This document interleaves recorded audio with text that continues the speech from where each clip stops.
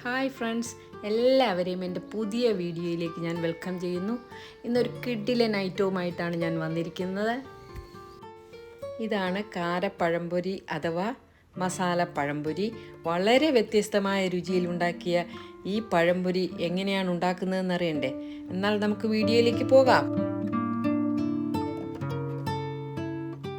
ഇതിലേക്കായിട്ട് 2 ഏത്തമ്പഴം ഞാനിവിടെ എടുത്തു വെച്ചിട്ടുണ്ട്.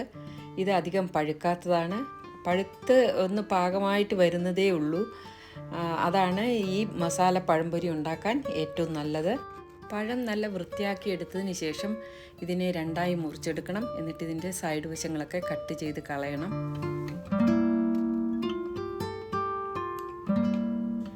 രണ്ടായി മുറിച്ചതിന് ശേഷം പഴത്തിൻ്റെ ഒരു ഭാഗം എടുത്ത് തൊലിയോടുകൂടി പഴംപൊരിക്ക് വേണ്ടി എങ്ങനെയാണോ സ്ലൈസ് ചെയ്തെടുക്കുന്നത് അതുപോലെ കട്ട് ചെയ്തെടുക്കണം. പഴത്തിനൊരു വഴുക്കലില്ലേ, അപ്പോൾ നല്ല പിടിക്കാൻ പാകത്തിനും പെർഫെക്റ്റായിട്ട് നല്ല സ്ലൈസ് ചെയ്തെടുക്കാൻ വേണ്ടിയിട്ടുമാണ് ഇങ്ങനെ തൊലി കളയാതെ കട്ട് ചെയ്തെടുക്കുന്നത്. ഇവിടെ 3 ഭാഗങ്ങളായിട്ട് സ്ലൈസ് ചെയ്തെടുത്തിട്ടുണ്ട്.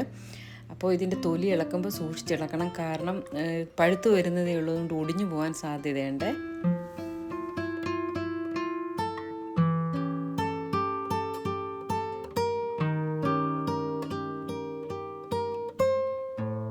ഇനി ഇതുപോലെ തന്നെ ബാക്കി വന്ന പഴമെല്ലാം സ്ലൈസ് ചെയ്തെടുക്കാം.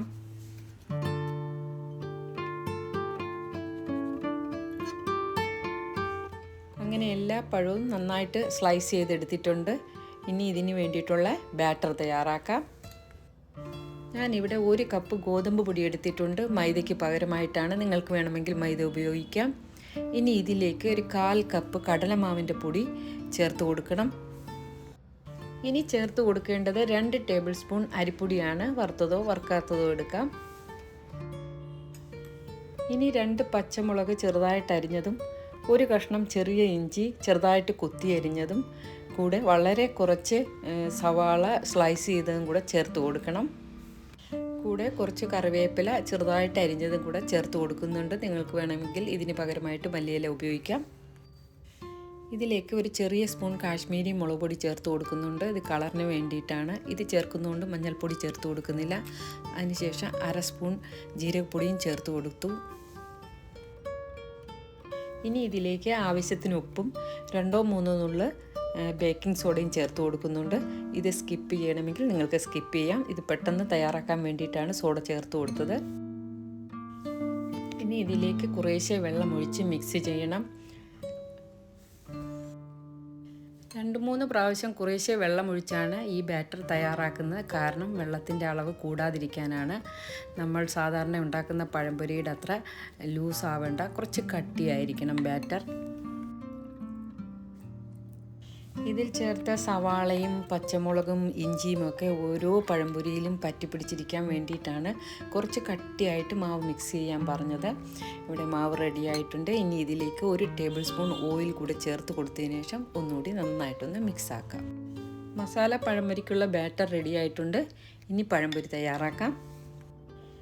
പഴത്തിൻ്റെ ഓരോ സ്ലൈസും നന്നായിട്ട് കോട്ടായിട്ട് കിട്ടുന്നവരെ മാവിൽ മുക്കിയെടുക്കണം. എന്നിട്ട് നല്ലതുപോലെ ചൂടായ എണ്ണയിലേക്ക് ഇത് ഇട്ട് കൊടുക്കണം. പഴക്കഷ്ണങ്ങളെല്ലാം ഫ്രൈ ചെയ്യാൻ ഇട്ട് കൊടുത്തതിന് ശേഷം ഫ്ലെയിം സ്ലോ ആക്കണം. ഇല്ലെങ്കിൽ ഇത് പെട്ടെന്ന് തന്നെ കരിഞ്ഞു പോകാൻ സാധ്യതയുണ്ട്.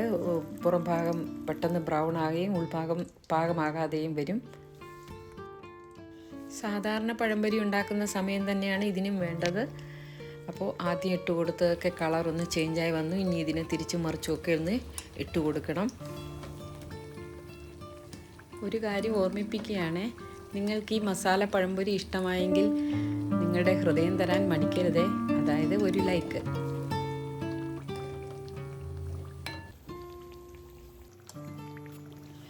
ആദ്യത്തെ ബാച്ച് നല്ല പാകമായി ഗോൾഡൻ ബ്രൗണിൽ വന്നിട്ടുണ്ട്. ഇനി ഇതിനെ ഓരോന്നായിട്ട് കോരി മാറ്റാം.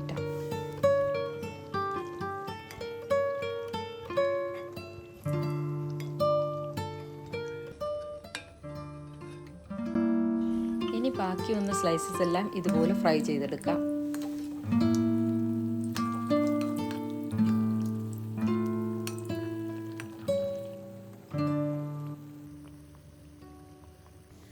അങ്ങനെ എല്ലാ മസാല പഴംപൊരിയും ഇവിടെ റെഡിയായി കിട്ടിയിട്ടുണ്ട്. നിങ്ങൾക്കിത് ഇഷ്ടമായോ? ഇഷ്ടമായെങ്കിൽ ഉടനെ തന്നെ ഇത് ട്രൈ ചെയ്ത് നോക്കണം. തീർച്ചയായിട്ടും ഇതൊരു വ്യത്യസ്ത രുചിയിലുള്ളൊരു പഴംപൊരി തന്നെയാണ്. അതുപോലെ തന്നെ നിങ്ങളുടെ പ്രിയപ്പെട്ടവർക്ക് ഈ വീഡിയോ ഷെയർ ചെയ്ത് കൊടുക്കാനും മടിക്കരുതേ. ഇതിൻ്റെ ഫീഡ്ബാക്കും അറിയിക്കണം. അപ്പോൾ ഇനിയൊരു പുതിയ വീഡിയോ വരുന്നവരെ എല്ലാവരോടും സ്നേഹത്തോടെ ബൈ.